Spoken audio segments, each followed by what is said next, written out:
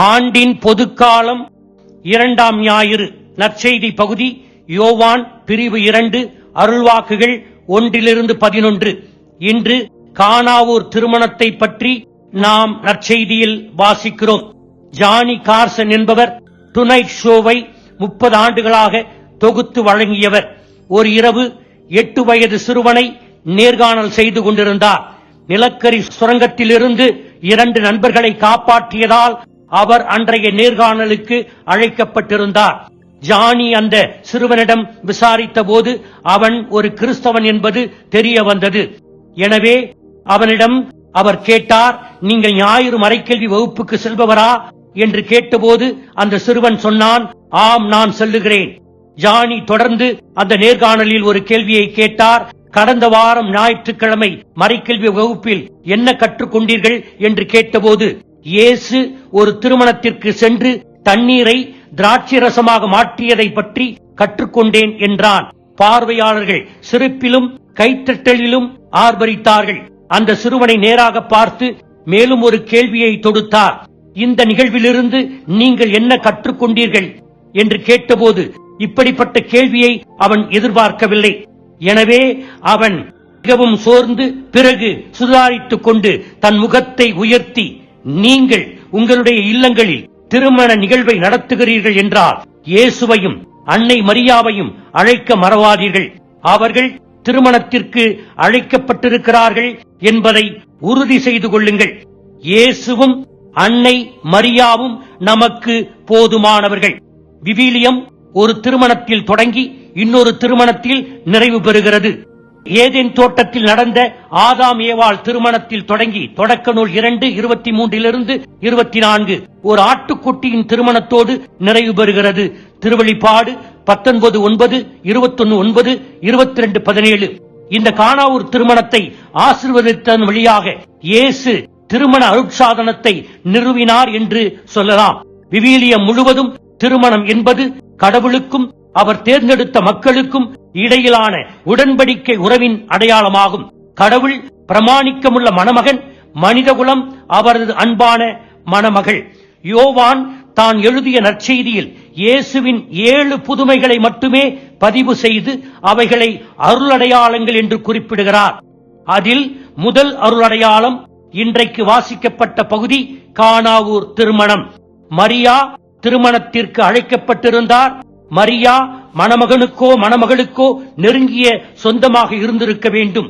அதனால்தான் பந்தி மேற்பார்வையாளருக்கு உதவி செய்கிறார். வழக்கமாக இந்த திருமணங்கள் யூத சமூகத்தில் புதன்கிழமை தொடங்கி 7 நாட்கள் நடைபெறும். இந்த நாட்களில் விருந்தினர்கள் அன்பளிப்புகளை கொண்டு வந்து திருமண கொண்டாட்ட மகிழ்ச்சியில் பங்கெடுப்பார்கள். வசனம் 3. திருமண விழாவில் திராட்சை ரசம் தீர்ந்து போனது. திருமண தம்பதியர் ஏழ்மையாக இருந்ததால் இந்த சூழ்நிலை அவர்கள் எதிர்கொள்வதற்கு கடினமாக இருந்தது. திராட்சை ரசம் அக்கால யூதர்களிடையே முக்கிய உணவுப் பொருளாகவும் எல்லா கொண்டாட்டங்களிலும் அடிக்கடி பயன்படுத்த ஒன்றாகவும் இருந்தது. திருமணத்தில் ரசம் தீர்ந்துவிட்டது என்று வெளியில் சொன்னால் திருமண வீட்டிற்கும் தம்பதியருக்கும் அவமானம் என்று நினைத்து அன்னை மரியா இந்த பிரச்சனையை தீர்க்க தன் மகனிடம் பரிந்துரை செய்தபோது, அம்மா, அதை பற்றி நாம் என்ன செய்ய முடியும் என்று சொன்னாலும் இயேசுவின் தாய் தன் மகன் இந்த குடும்பத்திற்கு இரக்கம் காட்டுவார் என்ற நம்பிக்கையில் அவர் உங்களுக்கு சொல்வதெல்லாம் செய்யுங்கள் என்று பணியாளர்களுக்கு சொன்னார். இந்த உவமையில் பயன்படுத்துகின்ற பொருட்கள் திராட்சை செடியின் பழம் மெசியாவின் யுகத்தோடு தொடர்புடைய மகிழ்ச்சியின் சின்னமாகவும் கடவுளுடைய ஆசீராகவும் கொடையாகவும் கருதப்பட்டது. ஜாடியில் இருந்த தண்ணீர் பழைய ஒழுங்குமுறைகளான யூத சட்டங்களையும் பழைய வழக்கங்களையும் குறிக்கிறது. கிறிஸ்துவால் வழங்கப்பட்ட உயர்தர சுவை கொண்ட திராட்சை ரசம் 120 கேலன்கள் இயேசுவின் மகிமையை பறைசாற்றுகிறது. கடவுளின் அருள் ஏராளமாக பாவிகளுக்கு கொடுக்கப்படுகிறது என்பதனை இந்த புதுமை நமக்கு அறிவிக்கிறது. இந்த நற்செய்தி நமக்கு விடுக்கும் சவால் என்ன? 1. நம் இதயத்தை காலியான ஜாடியை போல வைத்திருக்க வேண்டும். காலியான ஜாடியிலே இயேசு தன்னுடைய அன்பையும் மகிழ்ச்சியையும் அமைதியையும் நிறைவையும் இரக்கத்தையும் ஊற்றுவார். இரண்டாவது, ஜான் மரிய வியானி அவர்கள் சொல்லுகிறார், குடும்பத்தில் பல பிரச்சனைகள், இவைகளுக்கு தீர்வு பெற்றோர் ஜெப சூழ்நிலையை குடும்பத்தில் உருவாக்க வேண்டும், விவிலியம் வாசிக்கப்பட வேண்டும், பரஸ்பரமாக அன்பு செய்ய வேண்டும், பரஸ்பரமாக மதிக்க வேண்டும், தியாக வாழ்வு வாழ வேண்டும்.